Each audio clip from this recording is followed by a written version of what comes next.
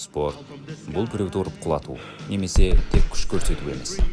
Спорт – бұл тәртіп, мінез-құлықты қалыптастыру, салауатты өмір салтын ұстану, өзіңді қорғау және үлкен жауапкершілік. Ол саған тек дене күшін емес, рухани күш береді.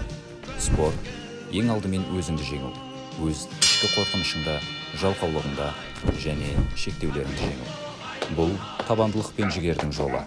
Әрбір жаттығу жаңа қадам, ал әрбір жеңіс өзіңді шыңдаудың нәтижесі. Спорт, денсаулық, тәртіп және сенің болашағыңды жарқын ету жолындағы адал серігің. Ауылда жүрген кезде ауылдың балалары жүгіріп келеді. Мен аға балам, мен Мұстафа Өзтүрік болам, анау мынау деп, сол енді кішкентай балалар мені жақсы көреді ғой. Мен айтамын да, сендер Мұстафа Өзтүрік болмаңдар. Сендер ғалым болыңдар. Сендер жазушы болыңдар. Сендер ақын болыңдар. Сендер философ болыңдар. Чемпион болу оңай, бірақ адам болу қиын. Оңай емес. Мысалы, былайынан қарасақ, бір Брюс Ли, оны енді білмейтін адам жоқ деп ойлаймын. Брюс Лидің істеп кеткен қызметі өте үлкен.